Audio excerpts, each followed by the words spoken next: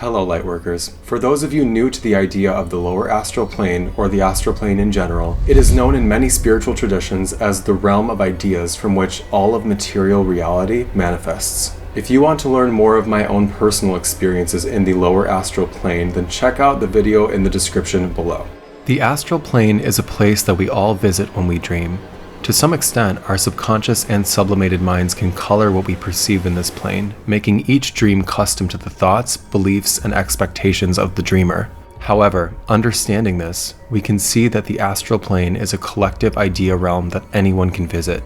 This realm can present the greatest of fantasies or the most twisted of nightmares depending on the frequency of the mind and spirit, which combined create the auric field.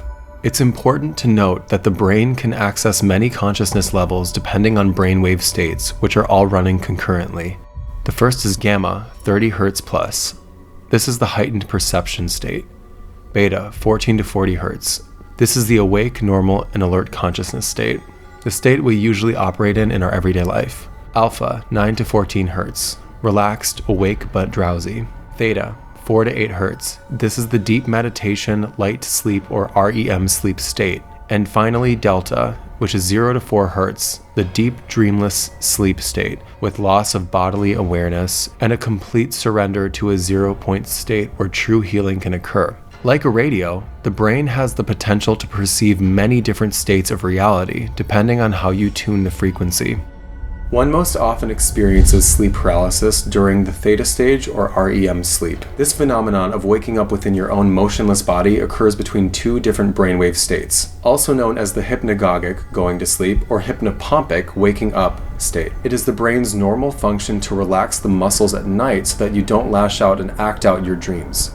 This is why many experience a waking nightmare, seeing the figments of their theta wave state or light dream state projected upon an alert and waking brainwave state, giving the jarring effect of seeing demons, figures, or intruders in their bedroom.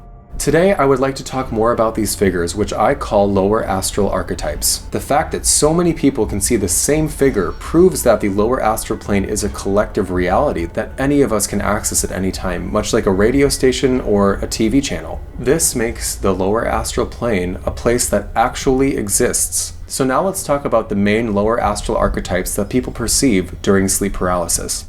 Number 1, the little man.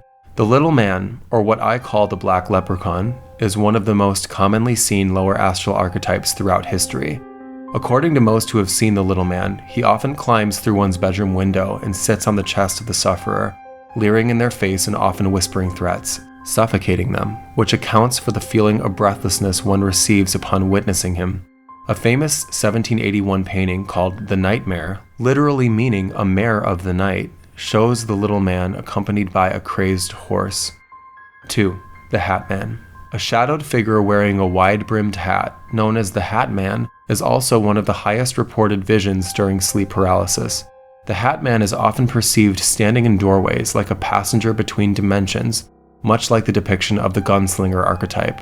He is sometimes perceived as having many rows of sharp teeth pulled up in a face-warping grin, which some of us may recognize from the urban myths of our childhood.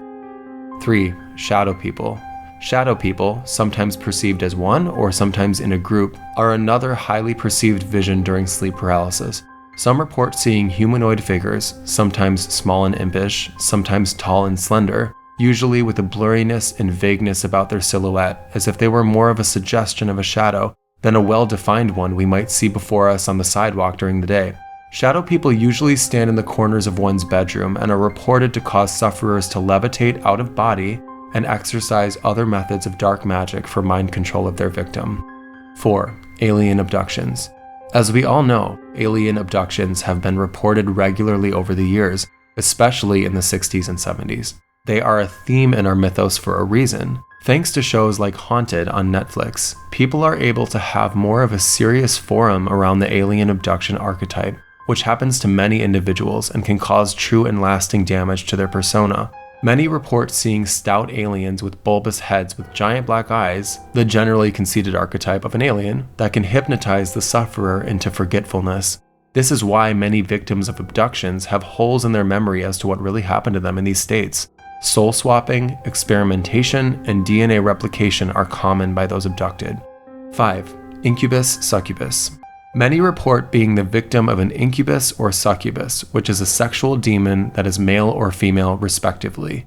These entities may initially present themselves as benevolent, but after trespassing the line of your trust, morph into their true forms and sexually abuse the sufferer. This is a form of stealing light energy via sexuality that these beings can no longer feel for themselves. Some of these entities may be discarnate souls with a rapacious need for light, while others, who live exclusively in the lower astral realm, dip into one's aura through rifts caused by stress, parasites, and abusive substances. There is a silver lining here, I promise. It is important to understand that in order to perceive these beings during that fragile state between sleep and wakefulness, again, we are all accessing a collective projected reality that actually exists. This means that we either have the power to wake up in these situations and face these dark forces, or completely resonate out of them so that they don't exist for us anymore. Having a lot of experience in these realms, I suggest the latter, as getting involved may end up keeping you stuck in the dark realms. It is also so important to have no guilt or shame around the horror you are perceiving. Many victims of abuse, whether astral or physical, take on the burden of their own suffering as if they deserve it for being able to perceive something so twisted in the first place. Never give in to that feeling.